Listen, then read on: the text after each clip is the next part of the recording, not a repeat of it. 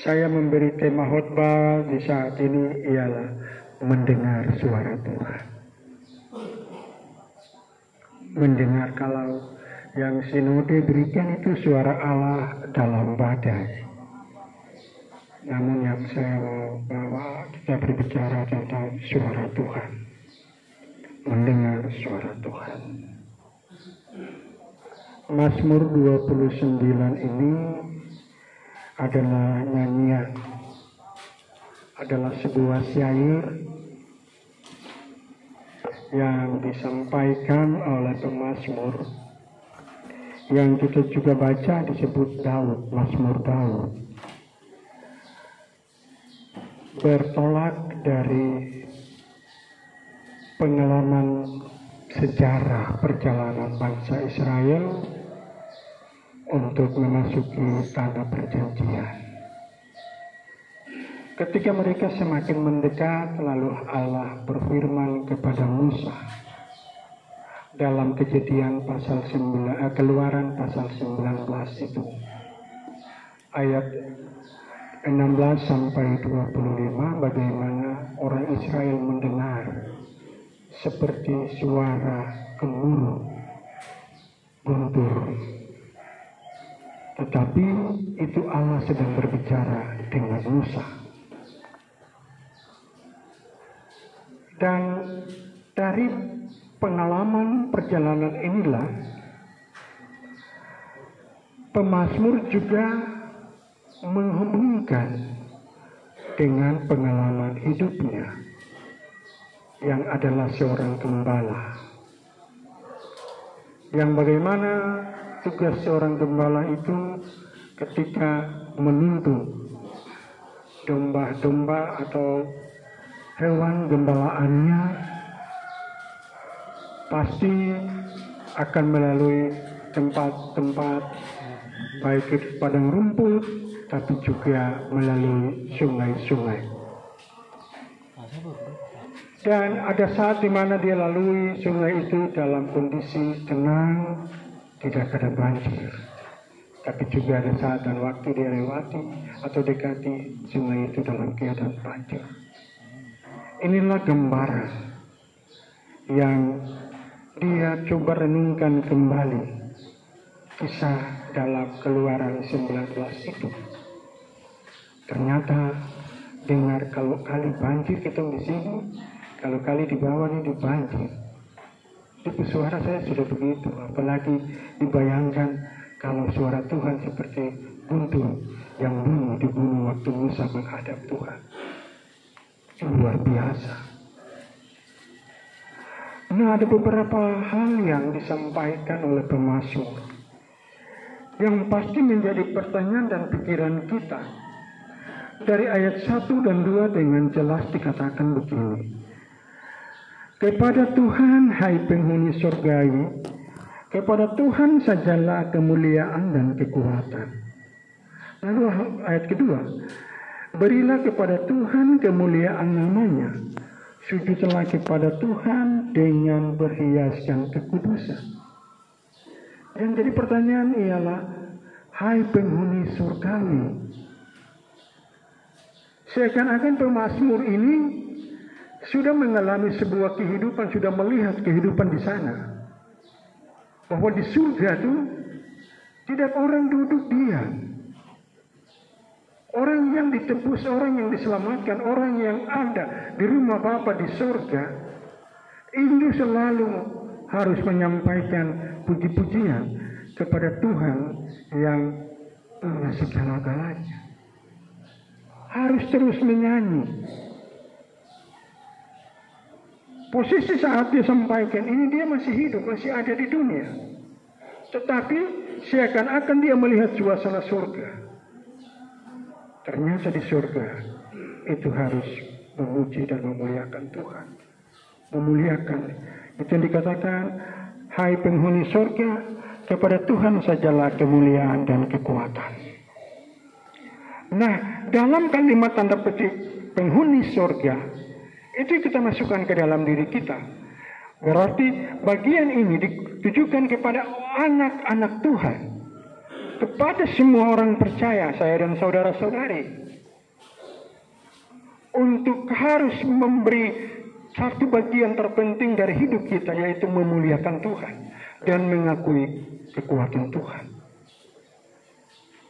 Ini yang terjadi dan sering melemahkan kita. Kita tidak peka mendengar suara Tuhan. Kita tidak peka untuk menyampaikan dan mengakui Tuhan. Memuliakan Tuhan itu mengakui bahwa Tuhan dilebihi. Saya sedikit rendah, saya kurang, saya lemah, Tuhan di atas saya.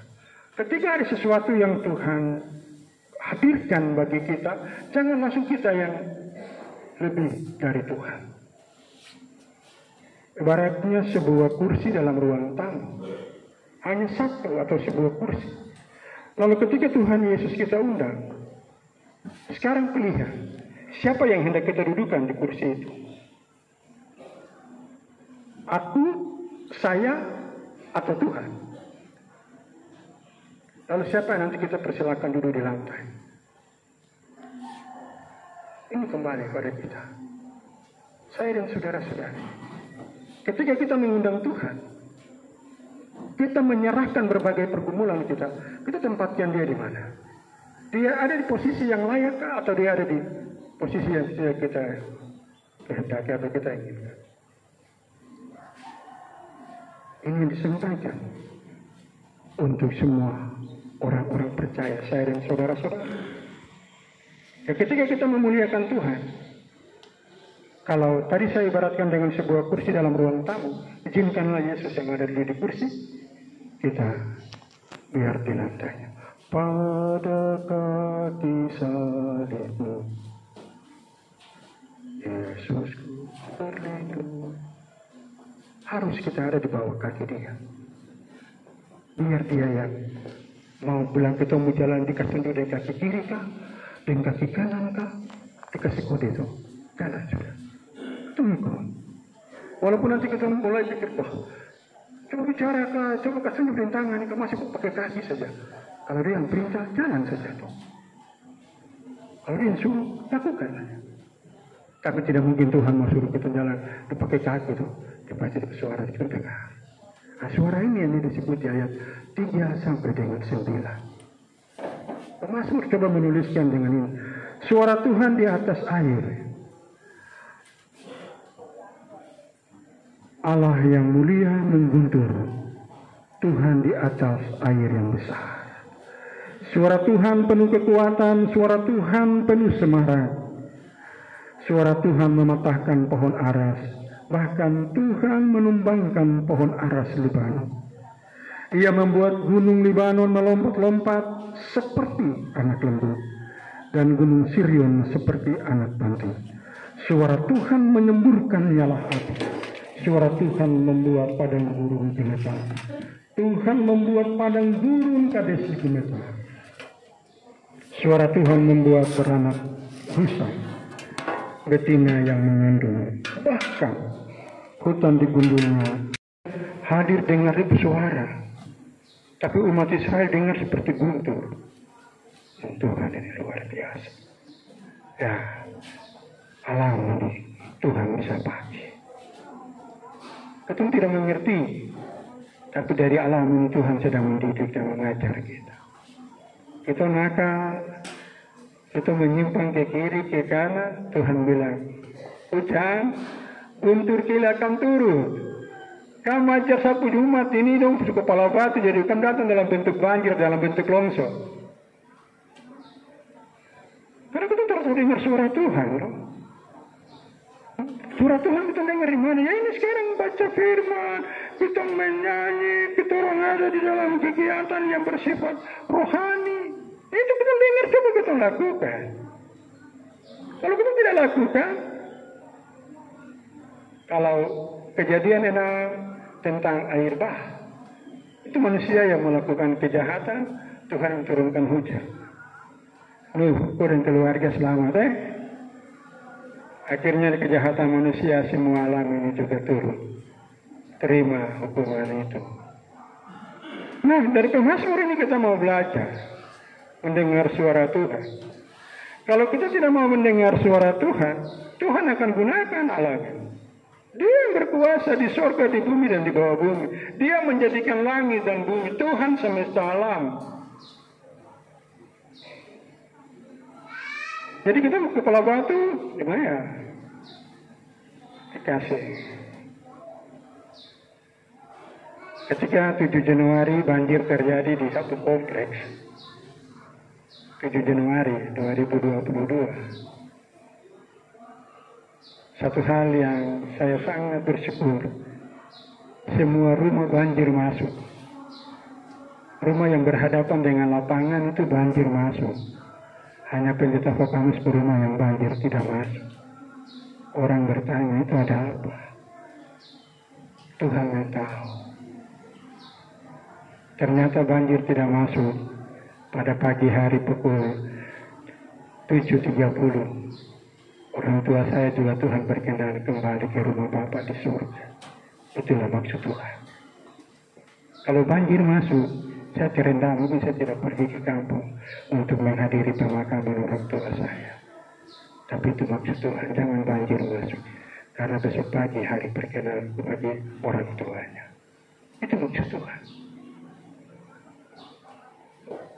Bapak Ibu saudara-saudara, kalau kita selalu mendengar suara Tuhan, kita selalu taat dan kita peka apa maksud Tuhan dari bagian ini bagi saya, maka Tuhan akan memberi perlindungan kita. Tuhan akan menyatakan kasih sayangnya bagi kita. Ketika Yesus dalam proses rencana Allah, dia dibaptis. Dalam Injil Matius pasal 3 ayat 17. Ketika Yohanes membaptis dia di keluar, turunlah seekor burung merpati hingga di kepalanya, di bahunya. Terdengarlah suara, inilah anakku yang kukasihi, kepadanyalah aku berkenan. Itu Yesus ketika dia sudah dibaptis. Ketika Yesus bersama dengan murid-muridnya dalam Injil Matius pasal 17 ayat 5, ketika dia dimuliakan di atas bukit atau di atas gunung, di situ terdengar suara. Ketika Petrus, Yakobus, Yohanes bilang begini, Guru, kita akan mendirikan 3 tenda di sini. Satu untuk Musa, satu untuk Elia, satu untuk Guru. Lalu awan turun menutupi mereka dan terdengarlah suara, inilah anakku yang kukasihi, dengarkanlah dia. Jadi saya dan saudara-saudari diminta untuk dengar suara Tuhan. Daud bicara soal pengalaman dia, soal pengamatan dia, soal penglihatan dia, soal pandangan yang dia jumpai itu. Tapi dari bagian ini mengajak kita semua sebagai orang percaya dari ayat 3 sampai dengan ayat 9, bagaimana kita mau mendengar suara Tuhan. Kita mau mendengar suara Tuhan. Saya baca Yeremia pasal 7 ayat 23 bagi kita. Dikatakan begini. Hanya yang berikut inilah yang telah kuperintahkan kepada mereka. Dengarlah suaraku. Maka aku akan menjadi Allahmu. Dan kamu akan menjadi umatku. Dan ikutilah seluruh jalan yang kuperintahkan kepadamu. Supaya kamu berbahagia. Sederhana, simpel saja. Dengar suara Tuhan itu dengar firman. Terus lakukan. Terus laksanakan. Kalau dia menegur, dia mulai bilang jangan A, jangan B, jangan C, seperti tadi hukum Tuhan kita dengar. Sudah jangan. Jangan kita langkahi, jangan kita lewati. Kalau kita lewati, kita langkahi dan kita mau melakukan menurut maunya kita, ya jangan, Tuhan juga akan bertindak. Sebagaimana tadi saya katakan bahwa Tuhan yang punya langit, bumi, laut, dan segala isi. Jadi perintah. Hujan kau turun, hajar rumah ini. Longsor kau datang kemana, hajar rumah ini. Angin kau datang kemari, kipas rumah ini. Gampang. Dia yang punya kuasa. Nah, Bapak Ibu saudara-saudari yang dikasihi Tuhan, Dari apa yang dikatakan dalam Yeremia 7 ayat 23 ini, tentunya menjadi satu bagian yang terpenting dan berharga bagi kita semua orang percaya. Supaya apa? Kamu berbahagia. Ketika kita nyanyikan pujian Kidung Jemaat 392, berbahagia, yakin teguh, Yesus abadi. Kita tidak tahu. Itu bahagia itu hanya sebuah syair kah? Atau dia lahir dari hati kita? Dia keluar dari dalam lubuk hati kita. Sebab ketika kita nyanyikan dengan menghayatinya, itu akan menjadi berkat bagi kita. Lalu, Bapak Ibu Saudara-saudari, mengapa saya dan saudara-saudari harus mendengarkan suara Tuhan? Selain dari Yeremia 7 ayat 23 tadi, hal yang kedua, saya dan saudara-saudari ketika mendengar suara Tuhan, kita akan menjadi miliknya. Kita menjadi kepunyaannya, yang Tuhan akan bilang, maka mata dan hatiku akan ada di situ sepanjang masa. Jadi ketika hati kita, ketika hidup kita ini terus melakukan apa yang Tuhan sampaikan, mendengarkan suara Tuhan, melakukannya, maka mata dan hati Tuhan akan ada di situ. Itu yang di bagian terakhir dalam Pemazmur ini di ayat 9 dikatakan, suara Tuhan membuat beranak rusa betina yang mengandung, bahkan hutan digundulinya, dan di dalam baitnya setiap orang berseru hormat, dan di dalam baitnya setiap orang berseru hormat. Hormat itu menunjukkan tanda kita merendahkan diri, tanda kita mengakui bahwa dia lebih dan dia di atas kita semua. Dan tanda hormat juga menunjukkan bahwa kita ini tidak punya apa-apa. Kita bisa ada karena Tuhan. Kita bisa ada karena anugerahnya. Nah, oleh sebab itu, Bapak Ibu Saudara-saudari, sebagai persekutuan orang percaya, dari Pemazmur ini maka kita belajar 3 hal saja. Yang pertama, saudara-saudari, hidup ini kita harus pakai untuk memuliakan Tuhan. Mau menyanyi, silakan nyanyi pujian, puji-pujian rohani. Jangan rohani lemah, dunia pukulan.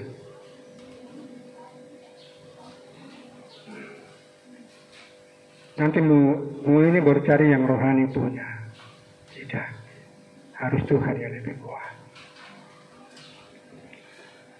Lalu hal yang kedua, saudara-saudari, kita sadar bahwa Tuhan yang punya kuasa di surga, di bumi, dan di bawah bumi. Apabila ada hal yang diizinkan Tuhan melalui alam ini datang untuk menegur kita, kita bertanya kepada Tuhan, apa kesalahan kami? Apa pelanggaran kami? Sehingga kami dihukum, kami ditegur, kami diganjari dengan bagian ini. Setiap orang mesti berikan perenungan. Setiap orang memberi pertanyaan itu kepada Tuhan. Dan hal yang ketiga, Bapak Ibu Saudara-saudari, dari pembacaan ini bagi kita, suara Tuhan sudah hadir selalu bagi kita. Suara Tuhan selalu kita dengar lewat pembacaan firman Tuhan, lewat persembahan puji-pujian, dan juga lewat doa-doa kita. Tetapi hal yang harus kita lakukan, kita harus mengerjakan, bukan hanya sebatas dengar dan menyanyi, sebatas dengar dan merenungkan, tetapi firman Tuhan, lagu pujian, dan membaca atau berdoa, kita harus lakukan, kerjakan. Sebab Tuhan sendiri katakan bahwa hendaklah terang bercahaya di depan semua orang, supaya mereka melihat perbuatanmu yang baik dan memuliakan Bapamu yang di sorga. Itulah kuncinya, yang pada akhirnya saya dan saudara-saudari akan mengalami, akan menerima Tuhan mengizinkan kita bersama dengannya. Tuhan memberkati firman-Nya bagi kita semua lewat kesaksian Pemazmur 29.